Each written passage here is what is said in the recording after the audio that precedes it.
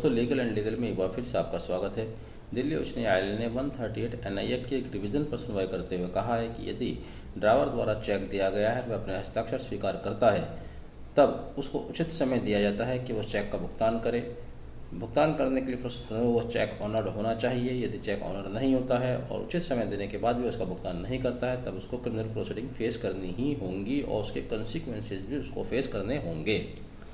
क्या है पूरा मामला, मैं आपको बताऊंगा विस्तार से, लेकिन मेरा पहले आपसे निवेदन शुरू करने से पहले यदि आपने अभी तक चैनल सब्सक्राइब नहीं किया है तो प्लीज़ सब्सक्राइब कर लीजिएगा। वीडियो को आखिर तक ज़रूर देखिएगा।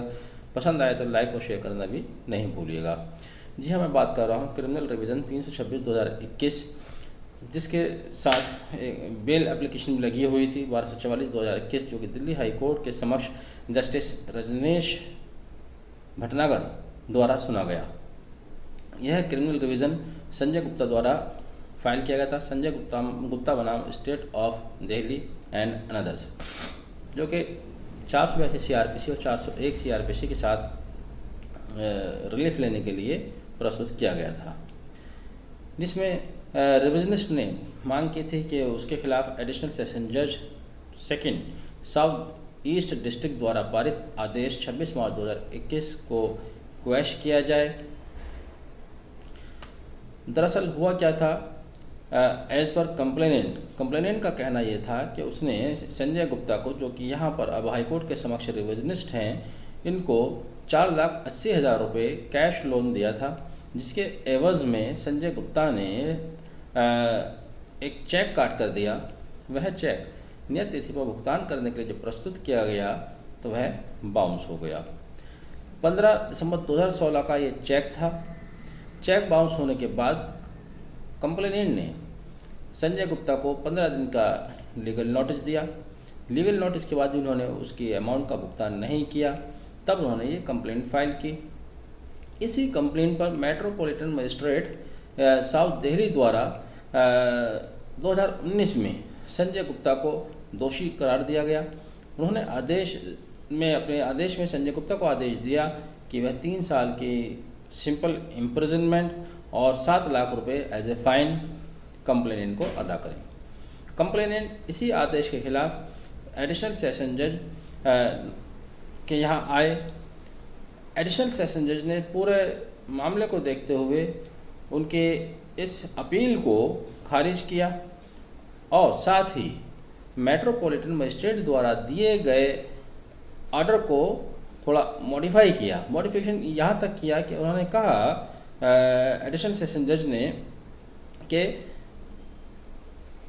जो अपीलांट है सेशन कोर्ट में, वह कंप्लेनेंट को 4 हफ्ते के अंदर 7 लाख रुपए अदा करेगा।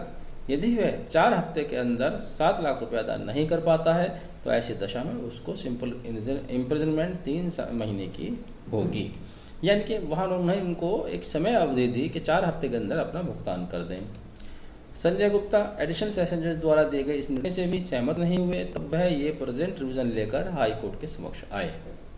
हाई कोर्ट ने एविडेंस का अवलोकन किया जो अब तक हो चुकी थी, जिसमें संजय गुप्ता द्वारा ये प्ली ली गई थी, उनके एडवोकेट द्वारा ये बचाव लिया गया था कि साहब उनका चेक 2014 में खो गया था, जबकि इन्होंने इस चेक का देना 2017 बताया है। दूसरा, उन्होंने कहा कि कंप्लेनेंट ने कहा कि 15 दिसंबर 2016 को 4,80,000 रुपये हार्ड कैश उधार दिया, जबकि 8 दिसंबर 2016 को नोटबंदी हुई थी। तो नोटबंदी के दौरान इतना बड़ी अमाउंट आना गैर यकीनी है। इतनी बड़ी अमाउंट उनके पास कहाँ से आई, ये उनको साबित करना चाहिए। साथ ही अपीलांट रिविजनिस्ट ने यह भी कहा कि उन्होंने अपना ये चेक किसी संजय भल्ला को दे दिया था, संजय भल्ला से चेक खो गया और इन्होंने, कंप्लेनेंट ने, इस चेक का मिसयूज किया। हाईकोर्ट द्वारा निर्णय करते हुए कहा गया, क्योंकि जब आपने चेक दिया और वह चेक डिसऑनर हो गया, उसके बाद कंप्लेनेंट ने आपको लीगल नोटिस दिया, 15 डेज का आपको समय भी दिया गया। आपने अपने नोटिस में कहीं भी इस बात का जिक्र नहीं किया, नोटिस के जवाब में, कि आपका चेक लॉस्ट हो गया था, ना ही आपने उस चेक के ऊपर अपने सिग्नेचर को डिनाई किया। यदि आपने अपने द्वारा चेक पर किए गए सिग्नेचर को डिनाई नहीं करते हैं, इसका आपने अपने सिग्नेचर एक्सेप्ट कर लिए हैं और चेक ड्राइवर के हाथ में है। अगर चेक ड्राइवर के हाथ में है तो प्रिजम्पशन यही की जाएगी कि आपने किसी लीगल एनफोर्सेबल लायबिलिटी को पे करने के लिए चेक दिया है, जो कि इस कानून का मुख्य आधार है, इस सेक्शन का 138 का मुख्य आधार है। तो ऐसी दशा में यदि ड्रावर द्वारा चेक दिया जाता है, वह अपने सिग्नेचर एडमिट कर लेता है, उसके बाद उसका ये कहना कि ये चेक खो गया था, ये उसका बचाव हो सकता है। उसका ये कहना कि उसने कोई कंप्लेंट फाइल की थी 2014 में, लेकिन वो कंप्लेंट की ओरिजिनल कॉपी उसने कहीं भी प्रस्तुत नहीं की, जिससे उसकी मेलाफाइड इंटेंशन साफ जाहिर होती है। उच्च न्यायालय ने अपने आदेश में जो कहा मैं आपको पढ़कर बता देता हूँ, जो इस ऑर्डर का इम्पोर्टेंट पार्ट है। उन्होंने कहा, once a cheque is issued by a person it must be honoured, and if it is not honored, the person is given an opportunity to pay the check amount by issuance of a notice, and if he still does not pay, he is bound to face the criminal trial and consequences। ये इस आदेश का सार है जो कि उच्चतम न्यायालय द्वारा दिया गया है।